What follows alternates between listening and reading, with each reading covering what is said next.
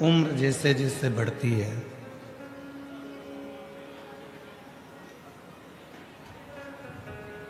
दो चीजें कम होती चली जाती है। उम्र बढ़ेगी और दो चीजें कम होती चली जाएगी। एक, उम्र बढ़ने पर छोटे छोटे जो अक्षर होते हैं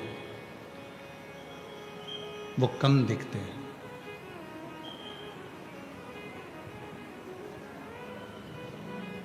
जितने छोटे अक्षर होंगे उम्र बढ़ेगी और वो छोटे अक्षर कम दिखेंगे, वो कम दिखते हैं।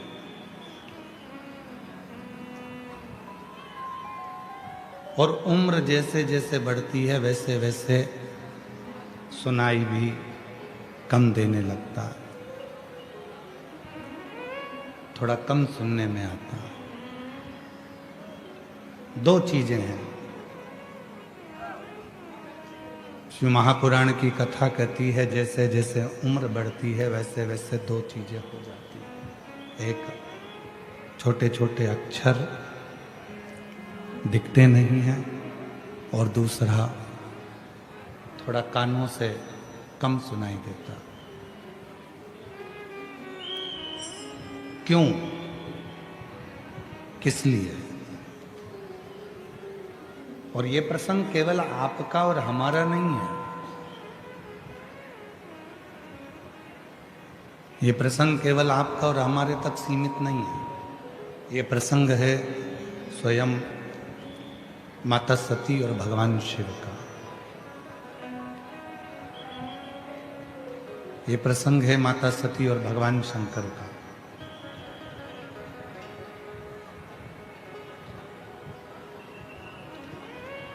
स्वयं माता सती ने भी भगवान शिव जी से ये प्रश्न किया। अवस्था बढ़ने पर एक नेत्र रूपी इंद्री और एक श्रवण रूपी इंद्री, ये दोनों कमजोर हो जाती है। इधर का थोड़ा सा, दो इंद्रियां कमजोर हो गई। एक इंद्री है नेत्र, दूसरी इंद्री है श्रवण। थोड़ा आवाज बढ़ाओ भाई, इधर की उधर की दोनों साइड। दो इंद्रियां, एक इंद्री है नेत्र की और दूसरी है श्रवण की।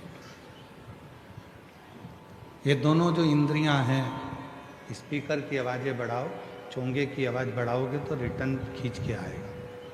स्पीकर ऑन बढ़ाओगे तो लोगों तक आवाज पहुंचेगी। दो इंद्रियां हैं,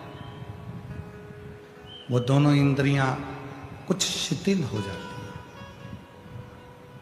एक इंद्री है नेत्र और दूसरी इंद्री है हमारे श्रवण।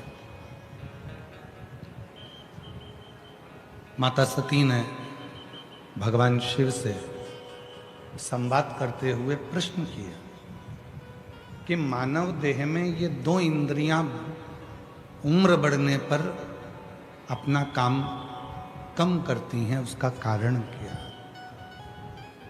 तो भगवान देवाधिदेव महादेव ने जो कहा माता सती से, सारी दुनिया को, संपूर्ण विश्व को ये बात अपने स्मरण में रखना चाहिए। शिव जी कहते हैं, सती, नेत्र से छोटे छोटे अक्षर उम्र बढ़ने पर दिखाई नहीं देते।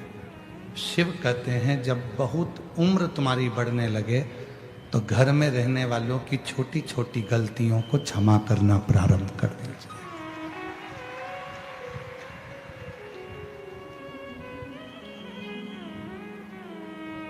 छोटी छोटी बातों को ध्यान ना दो, छोटी छोटी बातों का स्मरण ना करो, छोटी छोटी बातों का जरा मनन चिंतन ना करो। हो गया कोई छोटी मोटी गलती अगर हो गई है तो वो छोड़ो।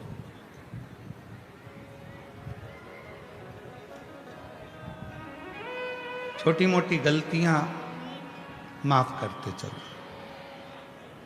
और दूसरे नंबर पर बाबा देवाधिदेव महादेव कहते हैं, श्रवण रूपी इंद्री। जब अब उम्र बढ़ती जाए, उधर का भाई साउंड बढ़ाओ, पीछे का पंडालों के डोम के बाहर का साउंड। दूसरे नंबर पर है श्रवण रूपी इंद्री। और श्रवण रूपी इंद्री का वर्णन करते हुए स्वयं देवाधिदेव महादेव कहते हैं, सती जब व्यक्ति की उम्र बढ़ती जाती है तो एक श्रवण रूपी जो इंद्री है वो भी थोड़ी कम सुनती है। अर्थात शिव जी कहते हैं कि व्यर्थ की बातों को ना सुनते हुए उस परमात्मा का स्मरण करो जिसने तुमको जन्म दिया, जिसने तुम्हें भेजा।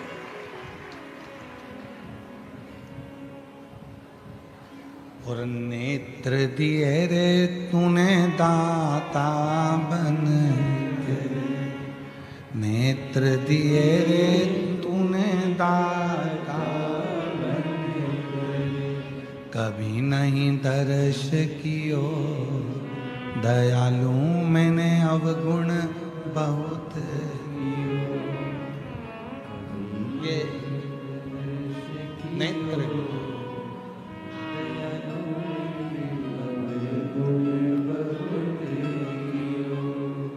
किस लिए दिए इन नेत्रों को कि तुम संसार सागर में जाकर यदि भगवान का नाम नहीं ले सको, तुम संसार सागर में जाकर यदि परमात्मा का भजन नहीं कर सको, तुम संसार सागर में जाकर यदि मंदिर देवालय शिवालय भी ना पहुंच सको, तो कोई शिव भक्त एक लोटा पानी लेकर शिव मंदिर की ओर जा रहा हो तो उसके मुख का मात्र दर्शन कर लो तो भी तुम्हें तीर्थ का फल प्राप्त हो।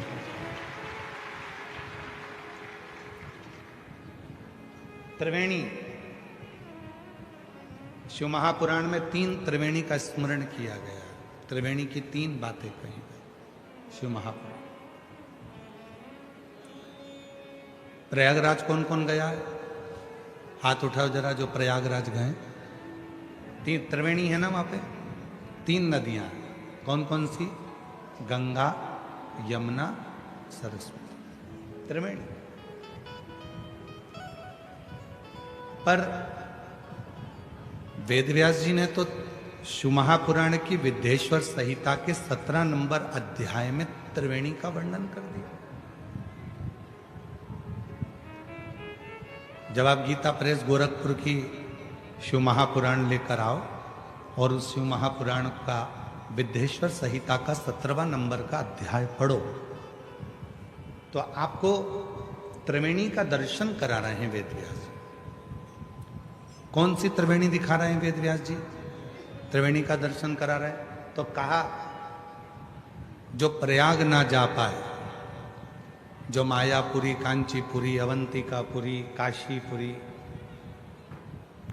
जगन्नाथपुरी, जो अन्य पुरियों में भी ना पहुंच पाए, अगर वो इस त्रिवेणी का संगम करे तो उसको हजारों हजारों तीर्थों के फल प्राप्त हो जाते हैं। वो कौन सी त्रिवेणी है?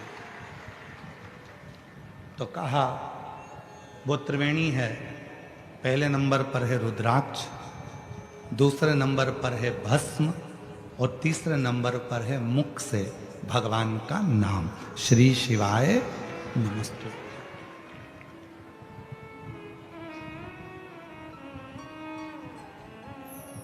ये त्रिवेणी है।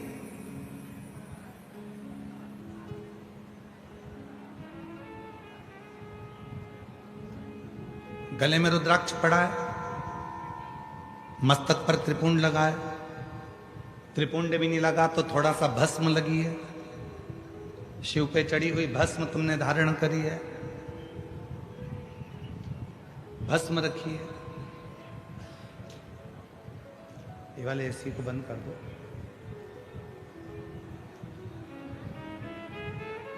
एक गले में रुद्राक्ष, दूसरे नंबर पर भस्म,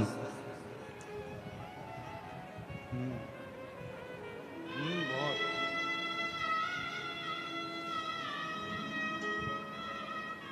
एक नंबर पर है रुद्राक्ष, दूसरे नंबर पर है भस्म और महाराज तीसरे नंबर पर है भगवान शिव का नाम। भगवान का नाम उच्चारण, भगवान का मंत्र उच्चारण। ये वो त्रिवेणी है, ये वो त्रिवेणी है जिस त्रिवेणी का संगम व्यक्ति को 1000 गुना पुण्य फल प्रतिदिन का प्रदान करता रहता है। हमारे संचित जीवन के पाप जितने हैं वो सारे पाप अपने आप समाप्त होते चले जाते हैं त्रिवेणी के संगम से। ये त्रिवेणी संगम,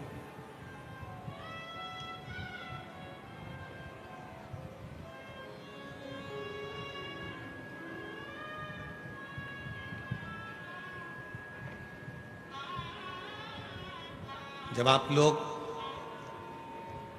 संपूर्ण दुनिया के लोग जब भगवान शंकर के मंदिर में 1 लोटा जल चढ़ाने के लिए जाते हैं तो त्रिवेणी का स्नान रोज होता है। गले में रुद्राक्ष पड़ा हुआ है, मुख से शिव जी का नाम निकल रहा है, और भगवान शंकर के मंदिर में जाकर जब हम शीश झुकाते हैं, नमन करते हैं, तो वहाँ की रज, वहाँ की भस्म, वहाँ का मिट्टी हमारे मस्तक पे लग जाती है। तो त्रिवेणी का संगम रोज प्रतिदिन इस शरीर से होता है, इस प्रतिदिन हो रहा है। अब कोई कहे कि मैं प्रयाग जाकर नहीं आया, कोई कहे कि मैंने प्रयाग का स्नान नहीं करा, कोई कहे कि मैं तीर्थ नहीं गया, कोई कहे कि मैंने ना मायापुरी गया, ना कांचीपुरी गया, ना कहीं अवंतिकापुरी गया, ना मैं कहीं मथुरापुरी, ना अयोध्यापुरी गया, मैं किसी पुरी में नहीं गया। तो शिव महापुराण की कथा कहती है, अगर तुम्हारे गले में रुद्राक्ष पड़ा हुआ है और तुम शिव जी का नाम निरंतर मुख से उच्चारण कर रहे हो और शंकर पर लगी हुई थोड़ी सी भी भस्म तुम अपने मस्तक पर लगा रहे हो, तो याद रखना कि तुम्हें सारे तीर्थों का पुण्य फल अपने घरों में ही प्राप्त हो जाएगा। सारे तीर्थों का फल अपने घर में ही प्राप्त हो अपने।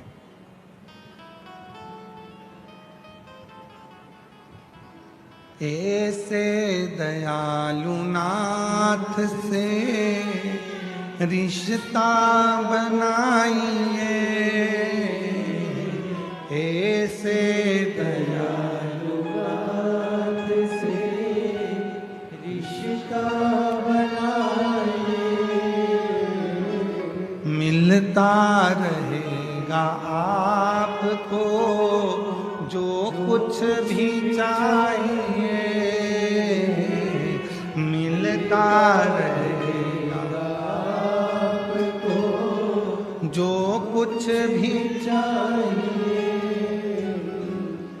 ऐसा करिश्मा होगा जो हुआ कभी नहीं, ऐसा करिश्मा होगा जो हुआ कभी नहीं। मांगा है भोलेनाथ से वरदान एक ही, मांगा है भोलेनाथ से वरदान। तेरी कृपा बनी रहे जब तक है जिंदगी, तेरी दया बनी रहे जब तक है जिंदगी।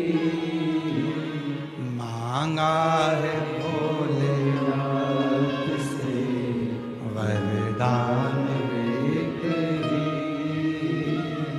मांगा है भोलेनाथ से वरदान। शिव कृपा से, भगवान शंकर की करुणा से, शिव की उदारता से प्रतिदिन त्रिवेणी का स्नान,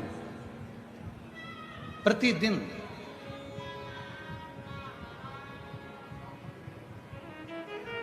बस अपने गले में एक रुद्राक्ष को धारण कर कर रखिए। मुख से श्री शिवाय नमस्तुभ्यम कहते रहे। भगवान शंकर के नाम का उच्चारण करते रहे, स्मरण करते रहे।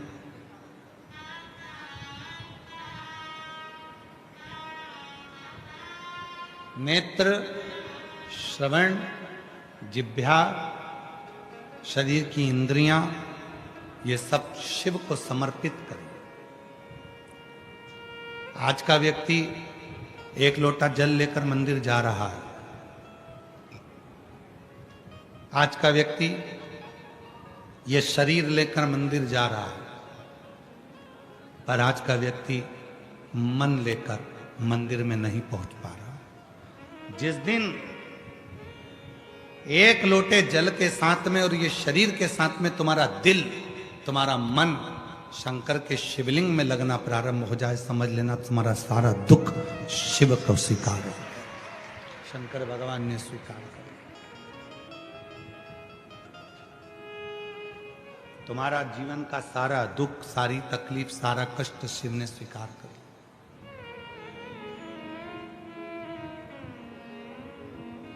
शिव स्वीकार कर।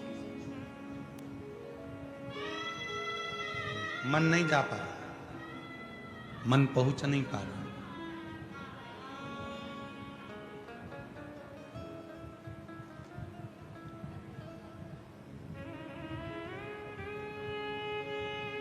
कल जब हम यहां से जा रहे थे तो हम देख रहे थे कि बहुत धूप, गर्मी, और उस धूप और गर्मी में भी लोग भगवान शंकर का गुणानुवाद श्रवण कर रहे हैं। उन्हें धूप लग रही है तो भी वो शिव की भक्ति में डूबे हुए हैं, शंकर की भक्ति में।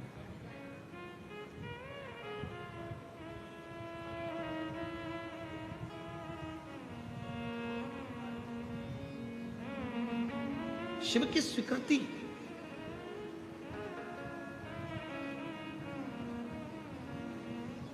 पूरा जीवन अपन ने केवल एक ही काम करा, इस शरीर को शमशान के लिए तैयार किया।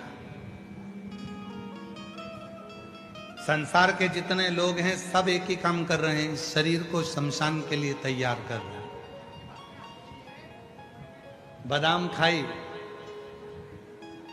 आवाज नहीं आ रही है?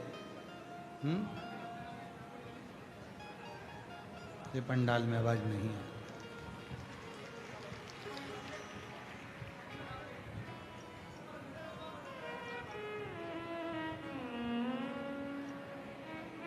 पूरी जिंदगी अपन ने एक ही काम करा कि शरीर को शमशान के लिए तैयार किया। बादाम खाई, आत्मा के लिए नहीं, शरीर के लिए।